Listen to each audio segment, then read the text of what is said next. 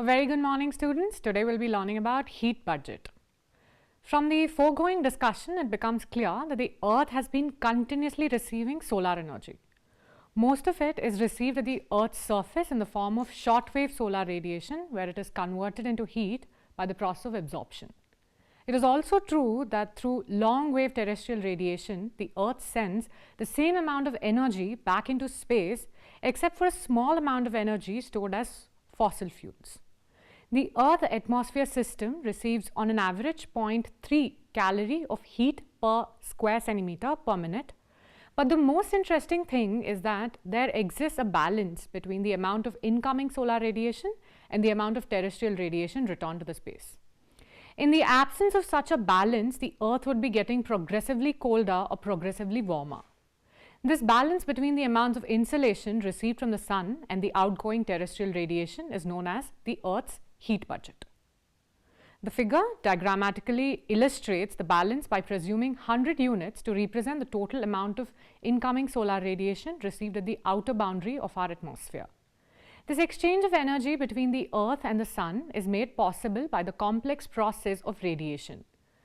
That is why the mean temperature of the Earth remains constant without any substantial variation whatsoever. On the right side of the figure, the details of the incoming solar radiation, and on the left side, the details of the outgoing terrestrial radiation have been represented. What is to be kept in mind is that the energy statistics used in the Earth's heat budget are all based on estimates. And secondly, the calculations made in this regard by different scientists may also differ slightly from one another. Keeping in view the complexity of the process of exchange of heat between the Earth and the various layers of the atmosphere, such a difference in calculations seem to be quite natural. Of the total of 100 units of solar radiation reaching the outer atmosphere, about 34 units are returned to space without heating the atmosphere. Of the total 34 units returned to the space, 25 units are reflected to the space by the clouds, 2 units are directly reflected to the space by the Earth's land sea surface, and 7 units are scattered by the molecules of air and fine dust. Of the remaining 66 units, 19 units are absorbed within the atmosphere, 17 units by the gas in the atmosphere, and 2 units by the clouds. The remaining 47 units are transmitted through the atmosphere and absorbed at the land sea surface, out of which 19 units are received at the surface as direct sunlight, 23 units as diffused radiation through the clouds, and 5 units as scattered radiation. The incoming solar radiation absorbed directly by the Earth's land sea surface forms the largest percentage of the total solar energy intercepted by the entire Earth atmosphere system. In all, 66 units absorbed by the atmosphere and the Earth's surface becoming effective in heating the atmosphere. Obviously, the atmosphere gets a larger part of its heat only indirectly. The fact that the atmosphere is heated mainly from below is of great climatic significance, since factors like the amount of cloudiness and contrast in the reflective power of different land surfaces are characterized by temporal and regional variations. The amount of radiant energy absorbed at the Earth's surface shows great temporal and spatial variations.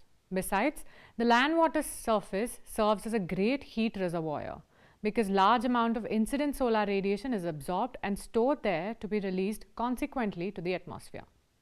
If all the solar energy absorbed at the Earth's surface were re-radiated directly back to the space, the terrestrial heat budget would be a simple affair. But the matter is complicated. The Earth's surface radiates as a black body, since it absorbs and radiates with nearly 100% efficiency for its temperatures. Gases, on the contrary, are selective absorbers and radiators. Thus, the atmosphere, which is nearly transparent to certain wavelengths of the radiation, is nearly opaque to visible light. However, in long-wave terrestrial radiation, the radiant energy from the Earth that is absorbed by the atmosphere is re-radiated mainly upward and downward. If the Earth is warmer than the overlying atmosphere, the atmosphere will receive more terrestrial radiation than it emits. However, there are occasions when a large portion of the atmosphere is found to be warmer than the ground, and in such a case, the net radiation is downward. This is in addition to and at different wavelength from the radiation coming downward from the sun.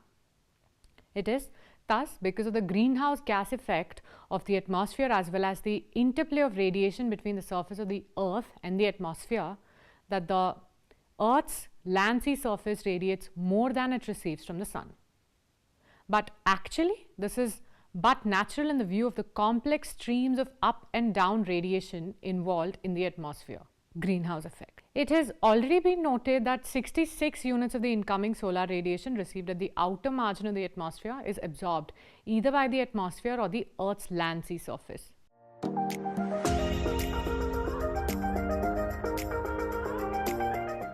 Latitudinal heat balance. While discussing the terrestrial heat budget, it was made clear that the amount of incoming solar radiation is almost equal to the amount of outgoing Earth radiation for the Earth as a whole. But when we consider the heat budget of the different latitudes, it is found that the terrestrial heat balance does not hold good for each latitude. In fact, there is a great imbalance between the different parts of the Earth and the atmosphere, as can be seen. Pronounced excess of incoming over outgoing radiation in the low latitudes and a marked deficit in the high latitudes. Mean latitudinal distribution of the Earth's radiation budget. In other words, at latitudes below 40 degrees, the total amount of solar radiation received at the surface far exceeds the total amount of radiation lost to the space by the Earth. In case of higher latitudes, the situation is reversed, for in these latitudes, more heat is lost through radiation than is received. But despite the fact, neither the tropics are getting progressively warmer nor are the polar regions getting progressively colder. In view of the imbalance at high and low latitudes, it may look strange. But one must not lose the sight of a continuous large-scale transfer of heat from the tropics to the high latitudes. This is achieved mostly by atmospheric and oceanic circulations. It may be noted that the most of the heat transfer takes place across the middle latitude region lying between the latitudes 30 degree and 50 degree. Nature has provided a mechanism of heat transfer from the tropics towards the poles in the form of middle latitude storms.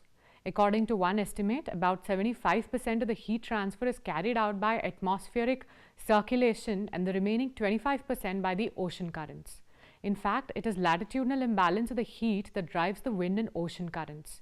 It is only through the transfer of heat by the winds and oceanic circulations that the latitudinal imbalances of energy are equalized and the heat balance in the various latitudes of the Earth is preserved.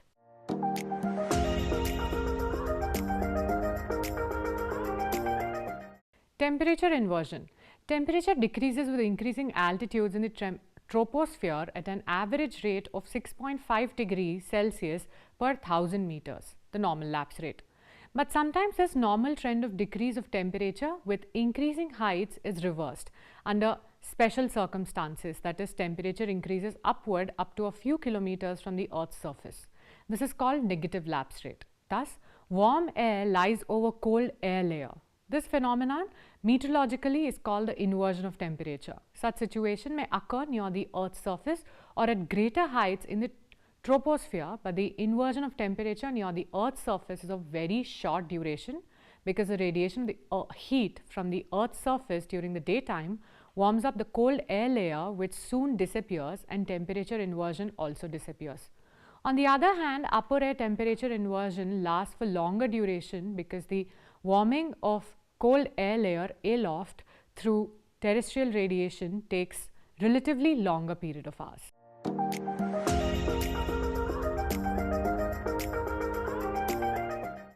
Types of temperature inversion.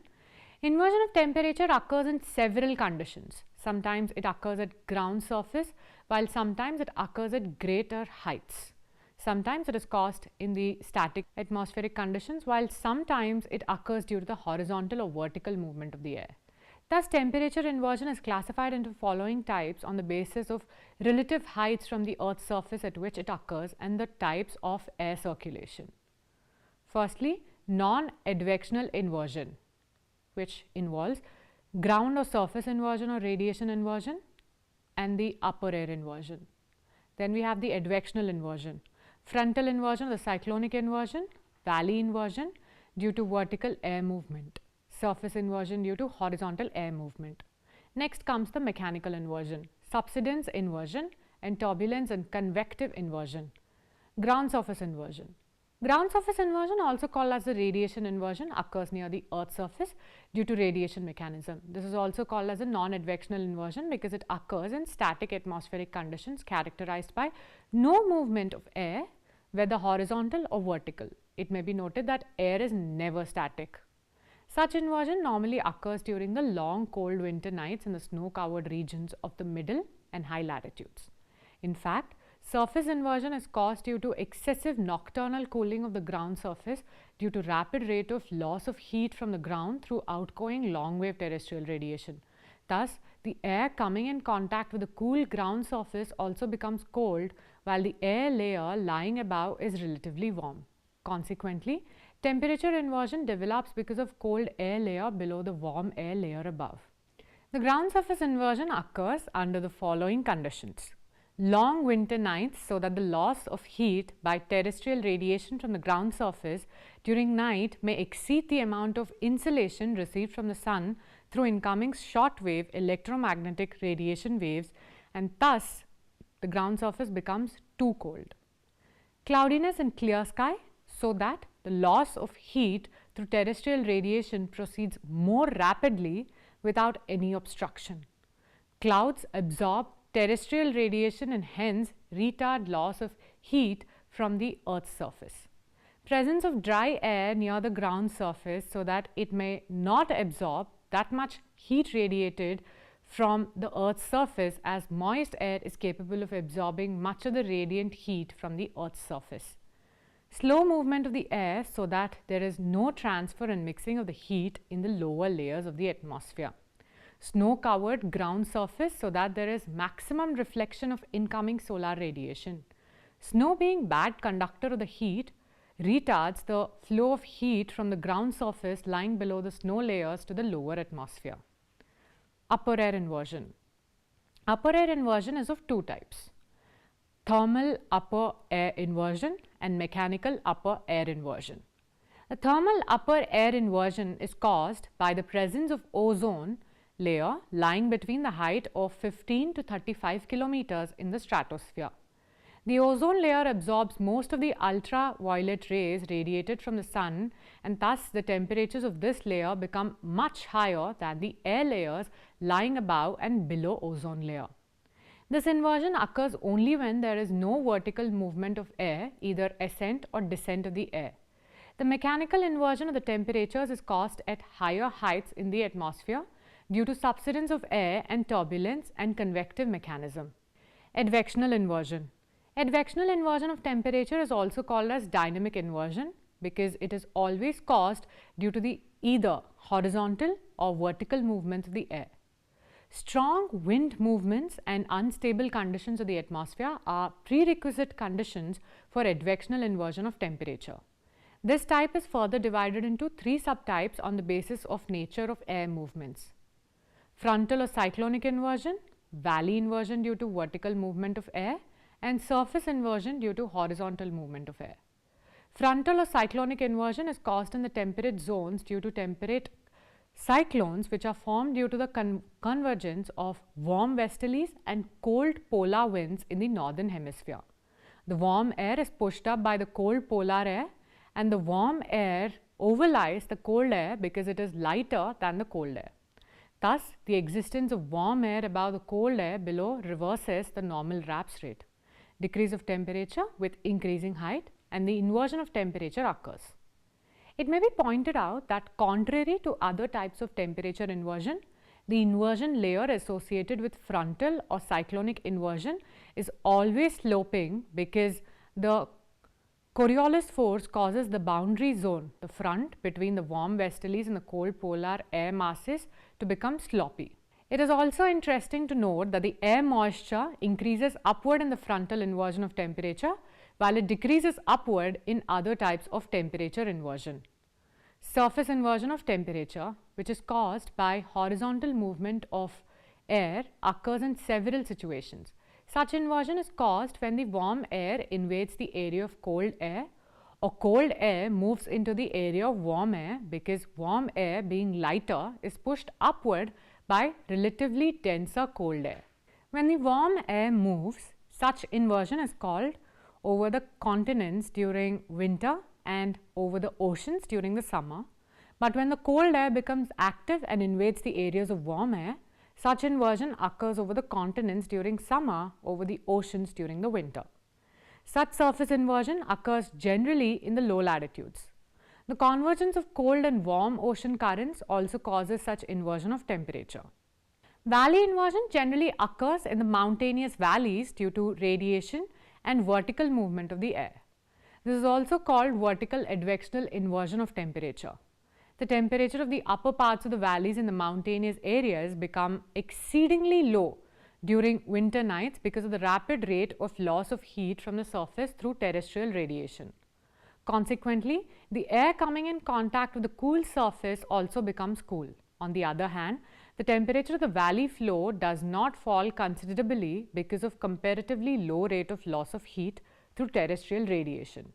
Thus, the air remains warmer than the air aloft, and hence the warm and light air of the valley floor is pushed upward by the descending cold and heavier air of the upper part of the valley. Thus, there is warm air aloft and cold air in the valley floor, and inversion of temperature is caused. This situation is responsible for severe frost in the valley floors, causing great damage to fruit orchards and vegetables and agricultural crops, whereas the upper parts of the valleys are free from frost. This is why the valley floors are avoided for human settlements, while the upper parts are inhabited in the mountainous valleys of the middle latitudes.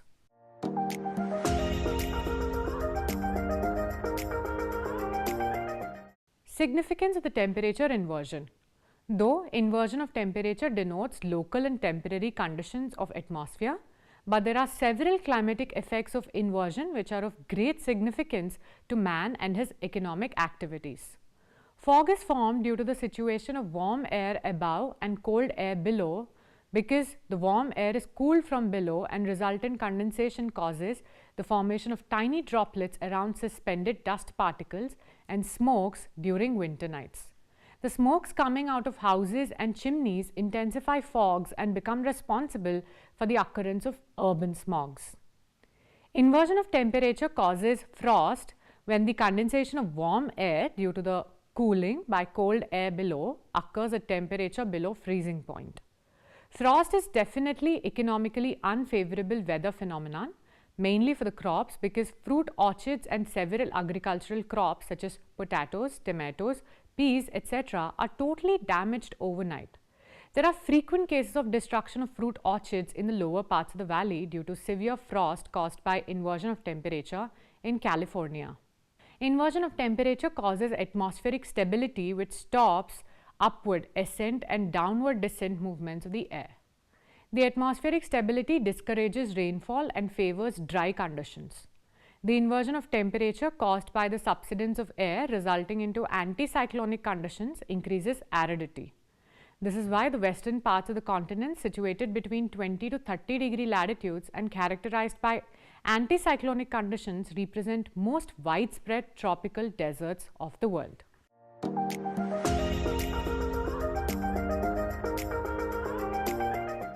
In this chapter, we have learned about the heat budget, how the terrestrial versus the incoming solar radiation are balanced out, and then we dealt about the temperature inversion, differentiating between the normal lapse rate and the inversion of temperature. Thank you and have a nice day.